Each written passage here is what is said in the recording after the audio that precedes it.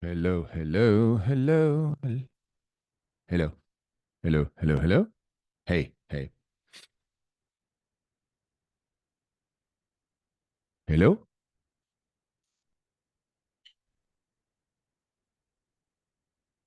Okay, okay. So I need to be recording, which I am. I'm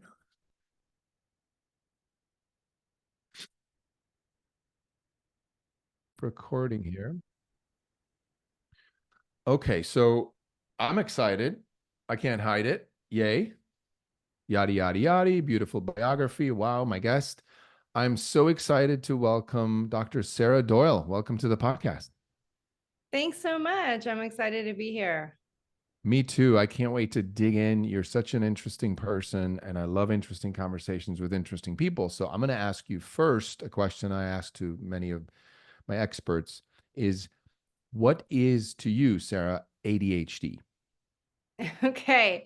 Well, for me to answer that, I'll answer that twofold. One is as a patient, and then also as a clinician, right? So first of all, for me, ADHD personally is I struggle with impulsivity. I was always hyperactive. As a student, I spend a lot of time in detention.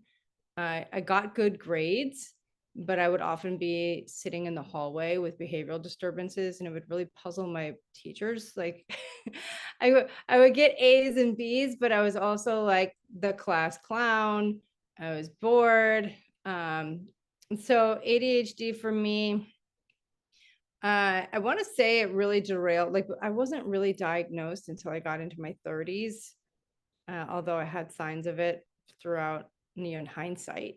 My parents thought I had like depression problems, and that's what my behavior problems were. They took me to a counselor, and women aren't usually diagnosed with ADHD. They usually think it's a guy's thing. And so for me personally, it took until I was in my early 30s to really get a grip on it, using both medications and behavioral counseling. I read a really good book called Driven to Distraction, and I get ADHD from my mother, and my mother and I never had, we didn't like have a bad relationship, but we always had a hard time getting along. We always loved and respected each other. There's no like family trauma, but we would have a hard time getting along if we were together more than like 3 or 4 days. And the book, Driven to Distraction, I read it and then I sent it to her. And really helped us rebuild our relationship and understand why we act the way we do. And I think that I point that out. I don't know who the author is. I gave the book away because so many people have ADHD, but that was a really helpful thing. Driven to Distraction. It was helpful for me and my family.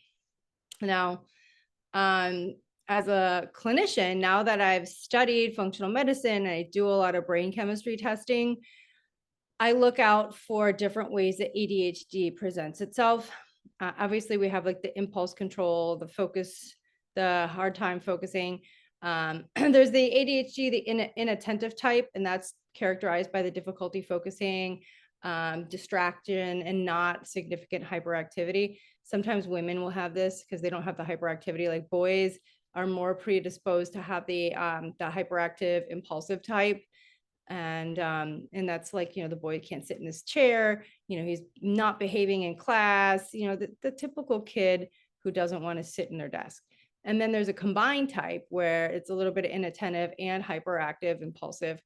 um, and then there's another one that's like, it's called specified unspecified, where they don't really fit into those categories. And one of the traits of that fourth type of ADHD is need to people please.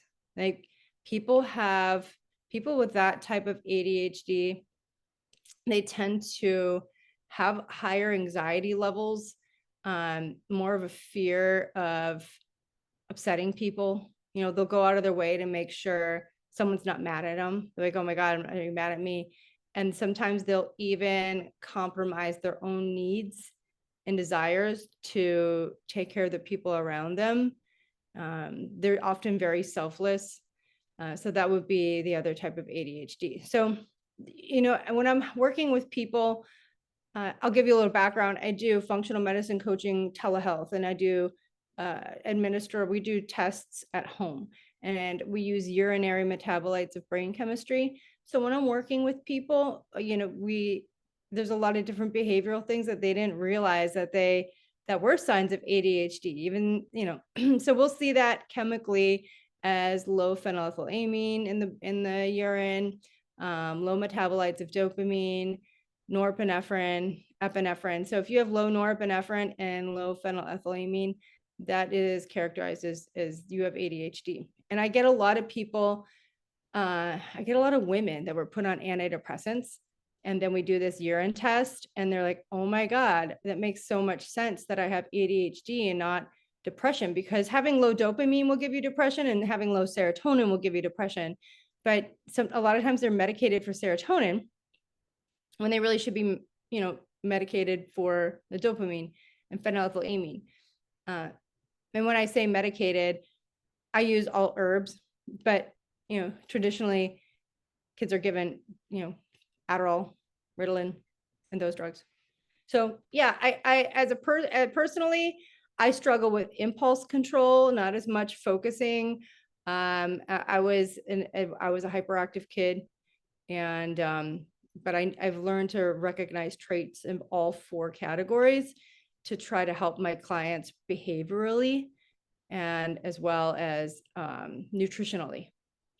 So that's a great point. I just want to ask a question. Thank you for that wonderful introduction. I think both, our listener can see both sides, right? You're somebody who's struggling with these behaviors and, as we call them, symptoms, but you also are somebody treating people. So I think it's a beautiful double side here. So I just want to ask, we're talking about behavioral, right?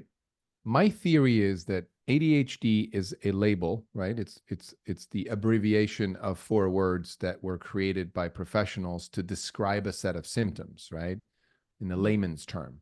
So then, but the symptoms are really observed behaviors. And so where are the behaviors coming from, right? They're not coming from the label, right? People often say, well, I have ADHD because I have ADHD. But that doesn't make sense, right? Because if you're being observed for behaviors and then labeled for that, the question really is, where are the behaviors coming from? So other than somebody struggling with a low amount of, say, dopamine or, can we go even deeper and say, why is that happening? Sure. What? Mhm. Yeah, absolutely. So there's always environment, right? We're product of our environment.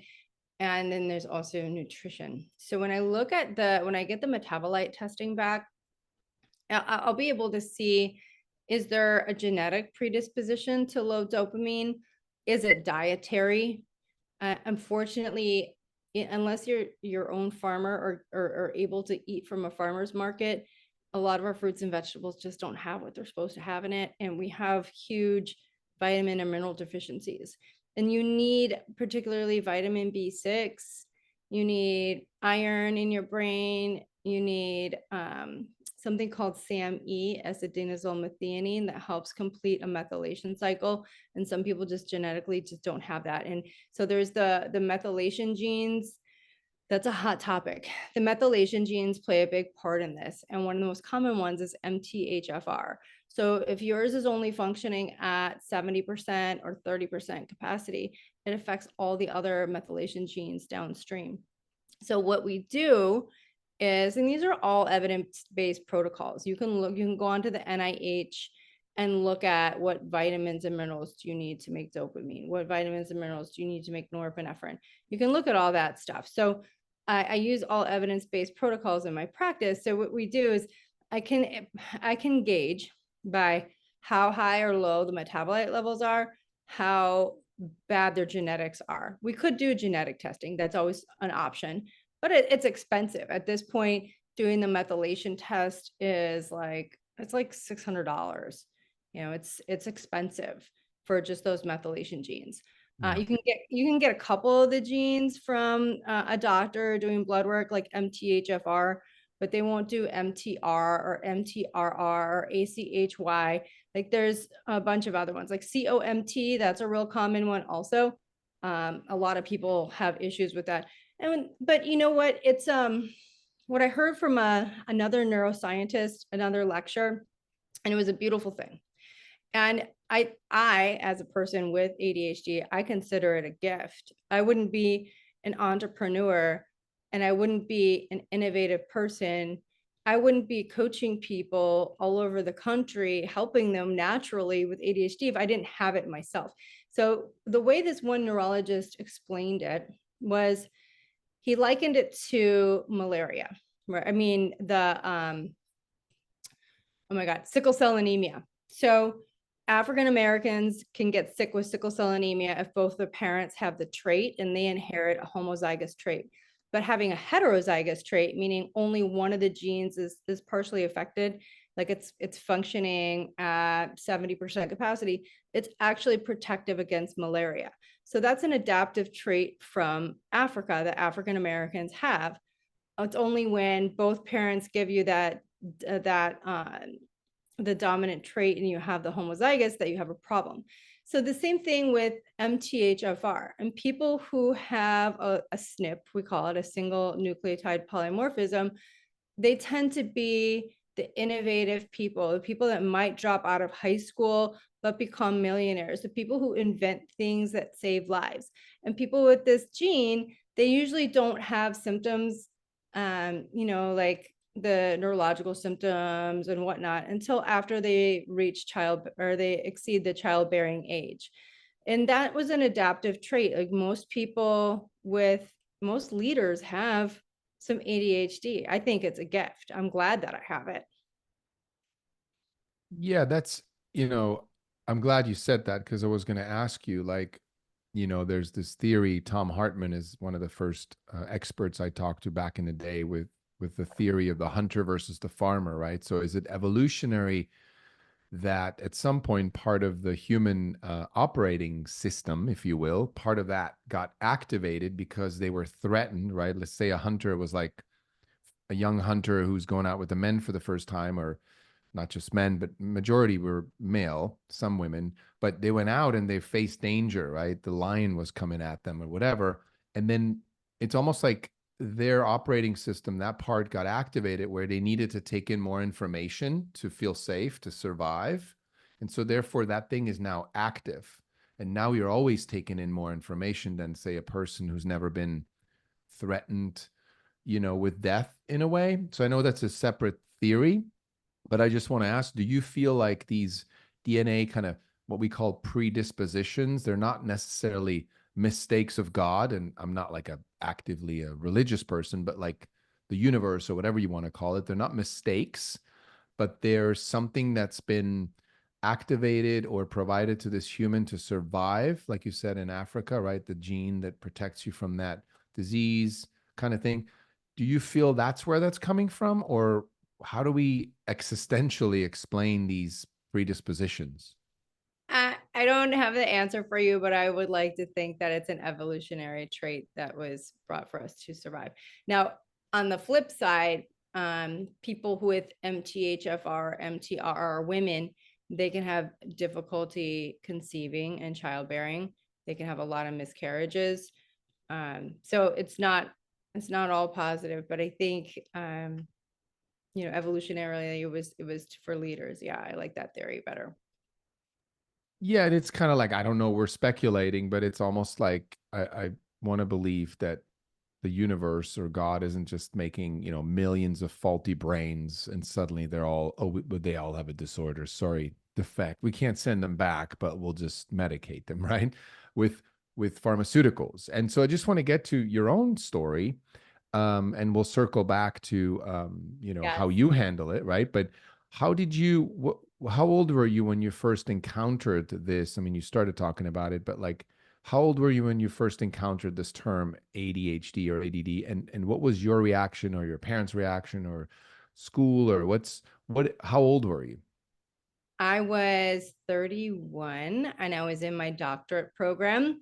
Mm. My professor noticed that I was really intelligent when I would ask questions in school, but when it came time to test, he said he would watch me take a test and just like everybody around me, like tapping their feet and doing this. It was like I would always be one of the first people done with the test, and I would kind of Christmas tree the end.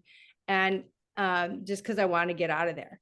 And he's like, I know you're smarter than you're testing. And when you're in a graduate program, when you sign up to take the student loans, you agree to keep a certain GPA, or at least it was in my program. And I had my first semester was a B minus.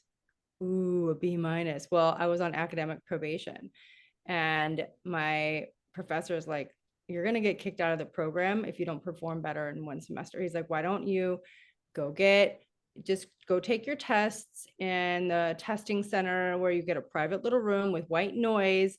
And so I did that, and they make you go through the whole psychological evaluation. I had no idea that I was getting like an IQ test, and it was going to be like an 8-hour thing sitting with a psychologist. And I have to be there the next day. Like, I'll be honest, it was during the holidays, and I live in Miami Beach, and there was a bunch of famous football players, and one of my friends knew one of them, and I was at Club Live drinking Jack Daniels till like 4 a.m. And then I went to go get that battery test at the psychiatrist. And her voice was so monotone. I fell asleep like 4 or 5 times during the oral part of the test. That sounds horrible. Yeah. Yeah. Yeah. So I had no idea I was taking an IQ test that day. Bad choice. But I came back the next day and I took a bunch of tests on the computer, and they're like, yeah, you're in the 99.9 percentile, like with the impulsivity where you like, but you can predict patterns, right? That's one of the cool things about EEG. So they're like, okay, they give me some Adderall, and I took it, and I was like, holy shit. I had no idea what a handicap I had. And I ended up getting straight A's, no problem. I went from being on academic probation to straight A's and high A's. And it was like a veil being lifted off my eyes. I was like, wow, it's amazing. I could read without reading the same paragraph 4 times. I mean, amazing. So I continued to take that through it took me like 4 or 5 years. And then I graduated, and then I got to working in hospitals. I worked bedside in hospitals. So when this is why doctors spend 5 seconds in the room with you, because in order to keep your job, the supervisors make you get a certain amount of billable units. So I have to do certain things with the client and then document it, right? So I was really struggling with the documentation. Every time I tried to quit taking Adderall, I couldn't keep up. And they were like, you can't work overtime. You have to clock out, but you can't work if you're not on the clock, blah, blah, blah. I was really struggling with the documentation stuff. So it wasn't until I moved to Vegas to do a travel contract, because Vegas pays like, it's one of the highest paying states. Nevada's one of the highest paying states for physical therapists. So I went there, and the winter, I didn't realize it gets to like 25 degrees in winter. And I got real depressed. So then the doctor there, he's like, he had some Wellbutrin.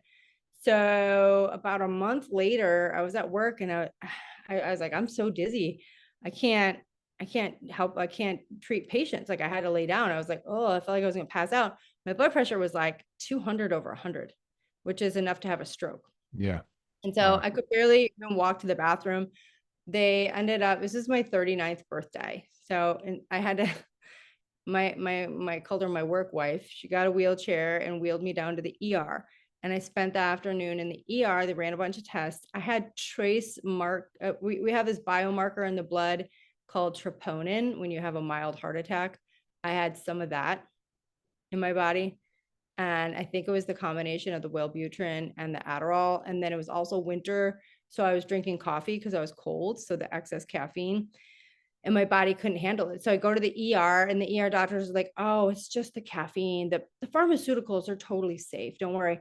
So I quit caffeine, and I spent 2 days in bed with a wretched headache, called out of work.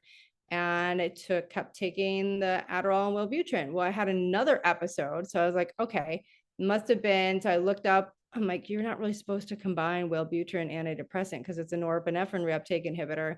And so you're not really supposed to combine those. So I stopped taking that. And then I just went to the Adderall, and then it happened a third time. And I was like, holy cow, I'm going to end up having a stroke from these drugs. So I got off of all of them. it really pissed off my supervisor at the hospital. My productivity went down. I'm like, look, you know, I'm a therapist. We're supposed to be working with people with disabilities. Like I have, I had to like register myself with a hospital in order to not lose my job is having like a disability. Like it's pretty ridiculous what we get pushed through. I was like, God, I'm like freaking 40 years old and I gotta register as a disabled person at my, oh my God, it's crazy. So then the pandemic happened and I wanted to get into functional medicine anyways, especially after my experience with pharmaceuticals and working in the oncology unit, seeing cancer and watching chemotherapy. That's like the epitome of pharmaceuticals killing people. So I wanted to learn natural ways to help people. And so I was furloughed. They put a bunch of us because all the budget went for other things, right? So I was furloughed for 4 months, studied functional medicine, and I learned that you can actually just take a urine test of your brain chemistry and just take vitamins, minerals, and herbs. I was like, it's freaking awesome. So I've been doing that for the last 4 years. I wake up in the morning, the first thing I do is take all the vitamins, minerals, herbs, and amino acids that I need according to my test results. My impulsivity is gone. I don't like road rage. It's not perfect. I don't feel as smart as I did when I took Adderall, but I'm able to focus. I'm able to accomplish things. I'm able to stay organized. And for me, it's been a real blessing. So I want to share that there's other options out there. You might just have to take a Yeah. boatload of B vitamins. You might have to take a bunch of amino acids. Like you have to be habitual. You have to be disciplined. You have to get up, have a big glass of water and all your amino acids and wait before you have your coffee. But it's so much better. You don't have like the crashes and the side effects that you get from these other drugs. That's amazing. Well, thanks for sharing that. And I certainly, am interested to take a test, and certainly for Yeah. my son as well. And we'll let our listeners know in the show notes where they can get a hold of you and find out more about your work and perhaps get a test as well. Um, and I just want to point out that I love your process of elimination. That's been one of the hard things, or it's hard to be consistent as a parent, right? Because it's really difficult to determine what is the thing that causes the most irritation in, say, my son's life or in my life, right? Like, or I do coffee, but then if I do coffee too late, then I can't sleep. And is it, oh, it's a full moon, and it's like there's so many variables that I feel like often we can't really determine what is the thing. And I like what you did there. You took off the caffeine, then you took off the Wellbutrin, and then the Adderall, and you're like, whoa, wait a minute, right? And again, this is not an anti-pharma movement. This is more like okay, there's other options, other alternatives, and you may have to do some digging because you individually are different than anyone else. Your brain chemistry, your body, your reaction, your mind, your age, right? All of that stuff. So for our listeners, let's say we have a lot of parents listening with kids. Where do they start? I mean, is the urine test number one after they've been diagnosed, or where do you sort of, what is your message and your mission out there, for just talking to parents that might have kids that were sort of flagged to have this so-called disorder? Yes, absolutely. It is, and I say the number one thing to do, and it's the hardest thing, is trying to control their diet because God knows they're trading their healthy food for like fruit roll-ups that have red number 6 or whatever. Like the food dyes. There's another doctor, Aristo Virgiani. I listen to his lectures a lot, and so one of the main points I took home from him was that if you eat candy or eat a food and your tongue doesn't look like it's supposed to, that those dyes are breaking, they can also penetrate the blood-brain barrier. So, if you're eating like candy is like the worst. That stuff penetrates the blood-brain barrier and it allows toxins in the brain, inflames the brain. But autism and ADHD are often, I guess, comorbidities, and things that help kids with autism a lot are working on the microbiome, pulling out dairy products, pulling out gluten. So instead of eating sandwiches made with wheat bread, you come up with some different options. It's hard, Is right? this in general for people? Because I know some people say, well, I don't have an issue with gluten, but I may have an issue with dairy. Yes, you can read all about it in my book, 7X Method. I go into a lot of detail about diet. 7X Method, as a sidebar, I was traveling by myself in 2020 while I was studying, and I was introduced to a liaison for a quantum medicine program. It's in Central America. It's been around for over 50 years, and people go there to heal from cancer and other diseases just using food as medicine. I learned a lot about food and circadian rhythms and circadian science.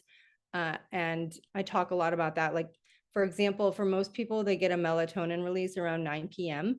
That's neurotypical people. But for people with ADHD and other non-neurotypical disorders, or blessings, and that release can be delayed until 11 p.m., which means you're probably not sleeping until 1 a.m. So that's one thing. And so I talk a lot about circadian science and using food to help reprogram that. It's hard with kids because, like, if you can just get them to eat chicken nuggets, it's like, great, they ate today. I know it can be really Yeah. difficult. Yeah. But trying to find, like, instead of eating yogurt made with cows, maybe eat yogurt made with coconut. Sometimes they put enough fruit in it, they're not going to know the difference. Yeah. Uh, Maybe they will, but so dietary stuff, keeping away from the dyes, keeping away from processed food. I I was at the beach. So I live in Miami Beach, and there was this family, obviously from another state, and they were feeding their kids like pizza and soda. Like, there's no way a 4-year-old should be drinking an entire can of grape soda. Like, that is, and then they're yelling at the kid for misbehaving. I'm like, how can you feed that kid garbage and then yell at him for misbehaving? You literally put the gas in the tank to make the car go insane. Like, you can't, you really got to watch it. They're really delicate. If something makes you, like, if you drink a soda and you feel jacked, well, imagine how that little tiny body feels like. So diet and nutrition for sure. And And then, it's, sorry, go ahead. yeah, I said, and then, do the urine testing. It's hard for, I would say, if they're like over 10, well, God, kids are so much bigger this time. So, like, if your kid is like over 5 feet tall, he can take adult dosages of the vitamins and minerals. Like, if it's like a 5-year-old, I don't really, you'd have to like break the capsule in half, and the dosage can be a little bit more tricky, especially with SAMe. That pill is usually kind of hard to break down because it's unstable inherently. But Yeah. I was going to ask you, so is, for example, if let's just call it a person, not a child or an adult, but like just whatever age person is eating junk or is being fed junk, and then they take a urine test, I would imagine it's going to be different than if you feed them a healthy diet for 2 months and then take the test. Is there like when exactly, should you take a test? you got to address nutrition. You can't eat garbage. You're gonna end up with child, like, our kids are the sickest kids in the whole country. You think it'd be, well, maybe the kids with famines in other countries, but I think our kids are literally sicker than kids suffering with famines and stuff. Like, our kids are so sick in this country from the junk food. Like, no, nobody should be drinking Capri Suns. Do you ever see how that stuff is made in a vat? It's God. horrific. If you look at it, it's like, oh my God, like, are they making plastics for toys? No, they're making Capri Sun. Like, it's horrific. You just Google on YouTube, look on YouTube for a video of how they make a food before you give it to your kid and decide, like, I don't know if I want to Yeah. eat that. Like, and it's hard because they're out there trading their fruit roll-ups and stuff like that. They want the junk food, Yeah. and the advertising for like Lucky Charms and the Fruit Loops. Like, they make the recipe. I don't know if you I read nutrition all the time, so it's my algorithms are probably different than most people, but, like, like the Fruit Loops and the stuff that's sold in the UK, the recipes are different than they are here. They use natural food dyes and a lot fewer ingredients in other countries, but General Mills or with Procter and Gamble, whoever they are, they fill our foods with total garbage because it makes the colors brighter and the advertising more effective. Like, um, Right. you just gotta pay attention. A lot of parents don't realize that. I mean, I ate Fruit Loops as a kid, but it's different. Like, I ate Jiffy peanut butter, but back then it was just peanuts and salt. And now it's got like 14 other ingredients, like Yeah. stabilizers, fillers, and whatever it is to dilute the food and increase their profit margin. So Well, just, that's That's Yeah. just it. I just wanted to point that out that I agree. Like people call it, oh, well, that's a conspiracy theory. But really, the capitalistic nature of thinking around, especially food, since that's what we're talking about, but it happens in other areas, pharmaceuticals, whatever. But it's such a almost for parents, it's such a pain in the butt because we end up being the people that have to protect our children from food and media and pharmaceuticals and all these like things that technically we're paying people so we could trust them that they're giving us healthy stuff, right?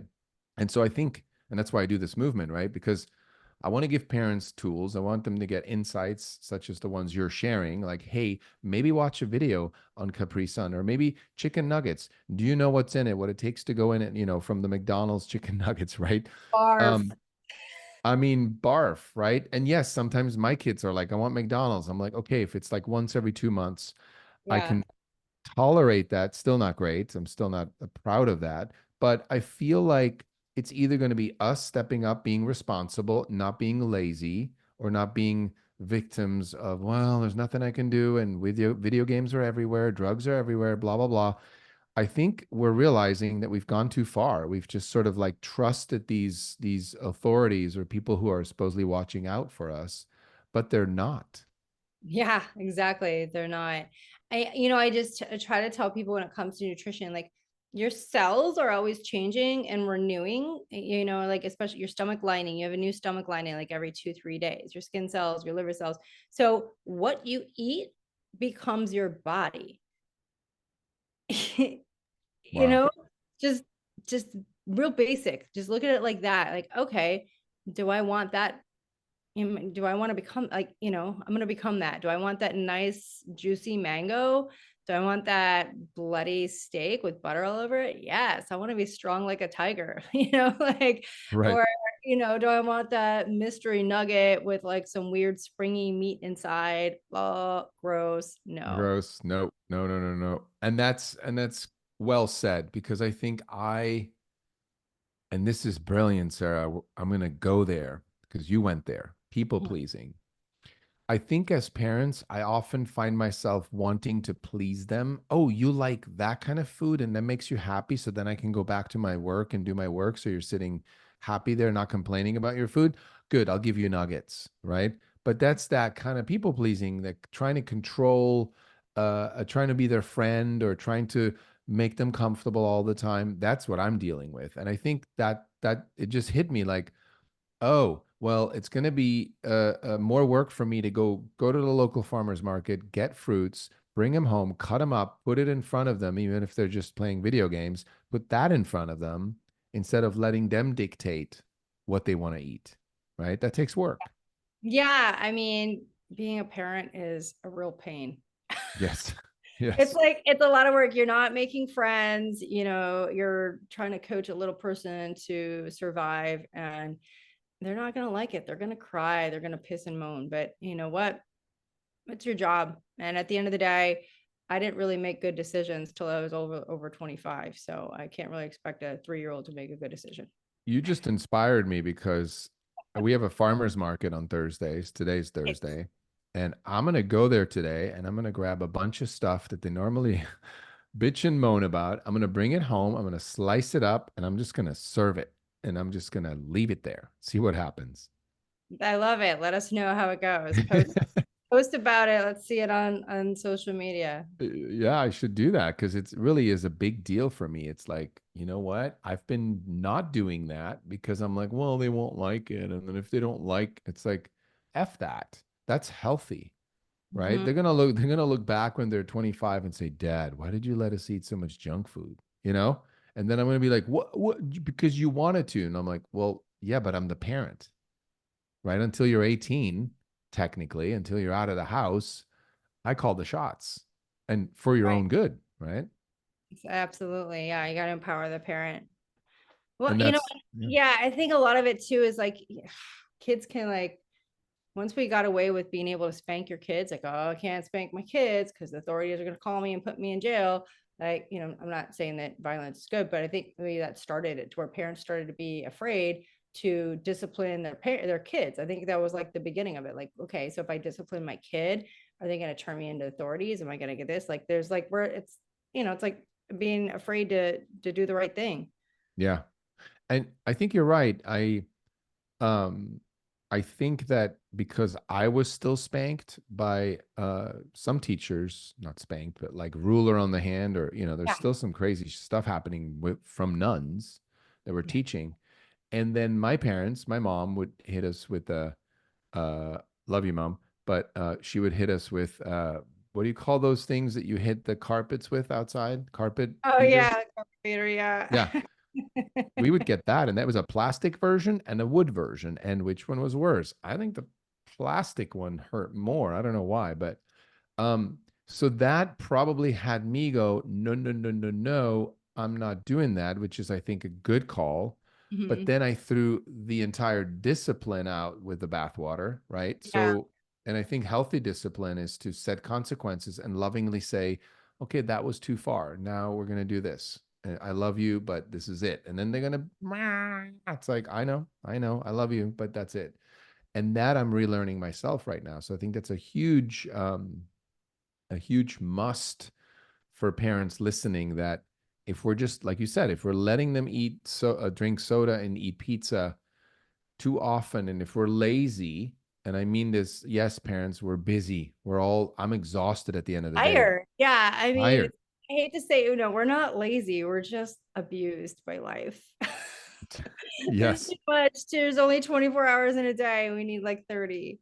Yeah, and it's easy to say, you know what? Fuck it. I'm just gonna microwave some nuggets and I'm out. Yeah, once in a while is an emergency. We could do that, or it's not emergency, but like when you're Yeah. just like, I can't. But I think there's many times when we just get lazy and complacent and like, it doesn't really make a difference. So what I'm hearing you say, that stuff is super important when it comes to not agitating a young brain into behaving like what looks like ADHD, the outside, right? Yeah, it has to do with setting healthy boundaries, right? We need to, and I think depending on the type of ADHD you have, you may have difficulty setting boundaries to protect yourself, whether it's with your coworkers, your parents, your romantic partner, Why your is that though? Why is it difficult? Can you elaborate on that? Because again, I'm dealing with people pleasing and yeah, ADHD. I see that a lot. I think just the fear of rejection and the anxious type. Not every person with ADHD has that anxiety, but a lot of people with ADHD have that anxiety and that anxious type where they're afraid of being judged, or and it depends on, I think environmentally how you grew up with ADHD and how you Yeah. were persecuted, how you were Or disciplined. even just how you were judged for the behavior, right? Not so much, oh, you have this thing, but more like you're maybe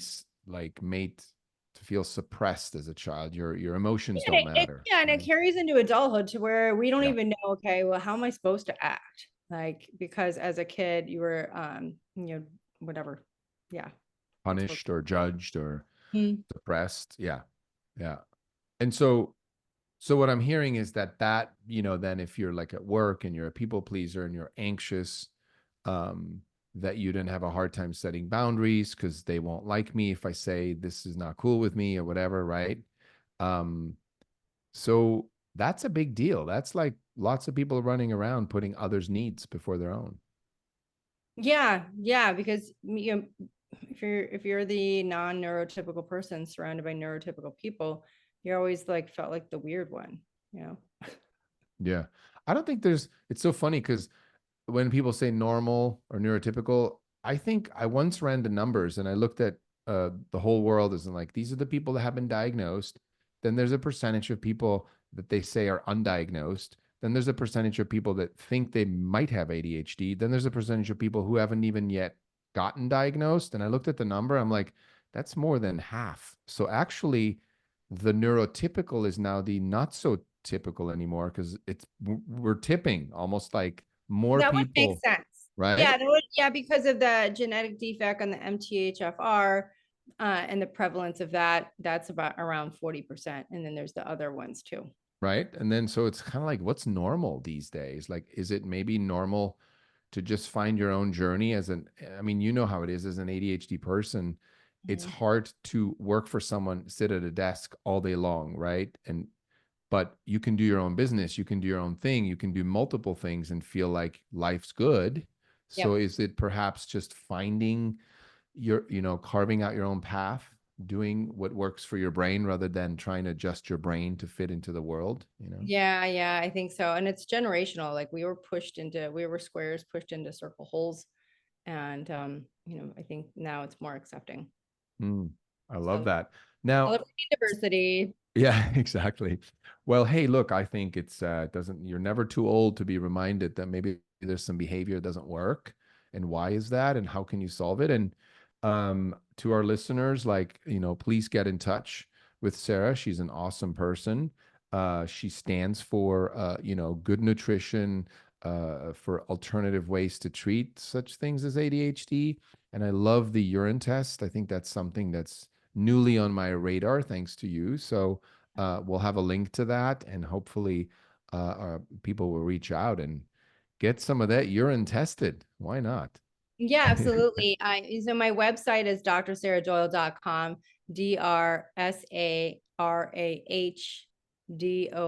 DRSARAHDOYLE.com. You can book a call, you can book a 30-minute. Um, it's actually a Zoom. So it'll be a 30-minute face-to-face, and we can talk about things and plan. I think that's the best place to start. You'll see I have a biohacking boot camp where I test brain chemistry, sex hormones, heavy metals, and thyroid. I specialize in people in midlife, going through hormonal changes, going through our second puberty, because our sex hormones. So adults with ADHD, if your sex hormones are fluctuating, it also affects your brain chemistry. So that's something to keep in mind too. If you're a man or woman with fluctuating testosterone, estrogen, progesterone, that does affect your brain chemistry. So maybe exacerbating some things you had.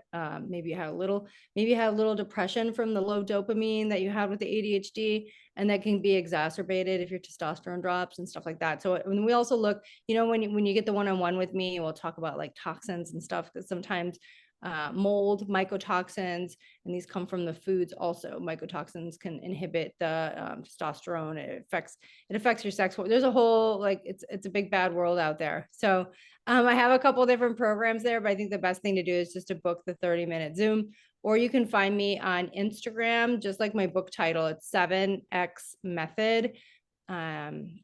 I have a YouTube channel there too. I'm more interactive with the Instagram, and then I just started a TikTok. It's South Beach Doc. Busy, busy woman. I love it. And what I'm hearing though mostly is that, it's not an isolated thing. There's so many moving parts and so many things are connected, obviously, to the brain, with the hormones and everything you just mentioned. And I think that's kind of our point too. It's like dig a little deeper and really look at alternative ways to kind of make sense of your condition or your behaviors. And I always say, don't label yourself if you don't need to. Just ask questions, be curious, try things out. I love what you mentioned about this process of elimination. See what works, what doesn't. Talk Mhm. to experts, right? Like yourself. Try something out if you can. Some people may not be in the position to do too many tests because they can be pricey, I would imagine. Yeah, But they're you know, expensive.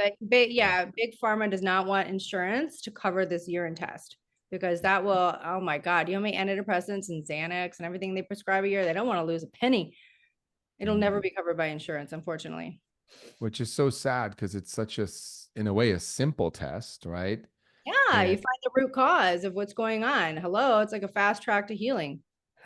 yeah, absolutely. And that's what I love. I love what you do. And I love that to talk to other people who, provide these alternatives because as parents, like if we're lazy, we're not looking for alternatives. If we're lazy, we go to Google and on the first page of search results, we go, that's it. I'm going to do that.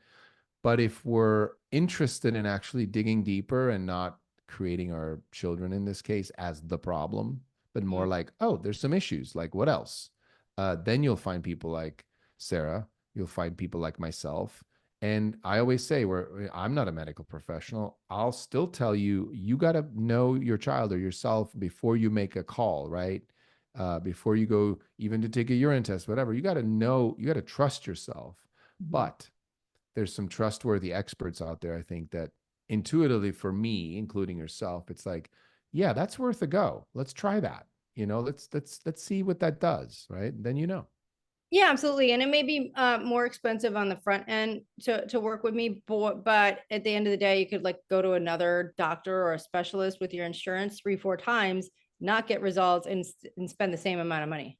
Yeah. So And essentially, if you look at right what you went through in the hospital 3 times, is that worth maybe a little bit more upfront of I money? wish I would Right? have known then. Yeah, that was horrible, Yeah. embarrassing, scary. Sorry you had to go through that. Yeah. Yeah.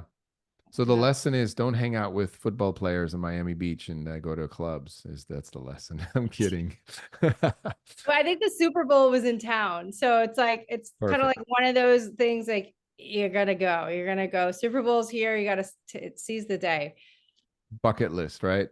Yeah, yeah, exactly. Anyway, well, it was good to have you on the show, Sarah. We'll do a follow-up at some point, maybe after I or my son are both do a urine test, and we'll kind of read into that. And it was Cool. so great to have you on. Absolutely. Thank you so much. God bless everybody. And don't be shy. Reach out to me on social media. I'll be there for you.